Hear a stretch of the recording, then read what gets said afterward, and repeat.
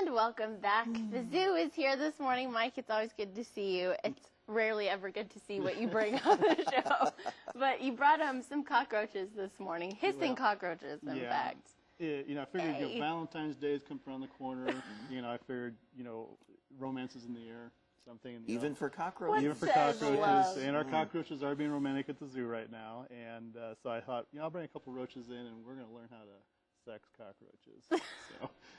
All right. Anyway, I have a male cockroach, a female, and a couple of babies. Okay. And Tony, if you want to take the female, these are Madagascar hissing cockroaches, and always a good love tip to take. They're not the kind of roach you'd find under your don't drop it on me. Your counter at home.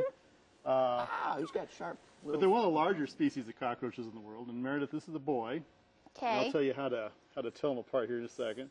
They will do a little hissing once in a while. I know, I heard it. And then I have a couple off little babies that they are sharp little hands. Yeah, but the way you can tell a cockroach, the male and female, is that if you look closely at their heads, the male cockroach that you have, Meredith, will have two big, look like knobs in their heads. And the female cockroaches, their heads are relatively smooth. Okay. And that's what Tony has. So it's really pretty easy. The females will actually keep the egg cases inside their body, and they actually hatch inside the female. And she'll give live birth to almost like 60 babies. And these are some of the babies right here. They look like miniature versions of the parents, and they'll just kind of molt and grow throughout their life until they become the size of the folks there. So we're looking at the male there, right? Yeah, this is the boy. And yeah, you can kind of see the little... If you look real close, I mean, actually it's more of a feel thing. So if you take your fingers, Meredith, and rub its head, okay. Go ahead. You'll feel those knobs there. And I've got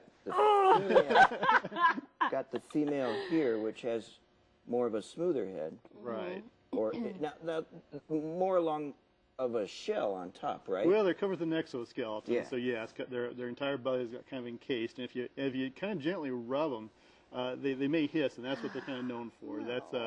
They're one of the few insects in the world that actually can produce a sound, and they have these little air holes. I heard it. Did you hear Okay. Yeah. See, I'm kind of afraid to let this one go because she is really crawling. She's really quick, yeah. And sometimes they can be. They're nocturnal, so they usually kind of stay real and I don't secretive. Want to fish her out of my sleeve later today.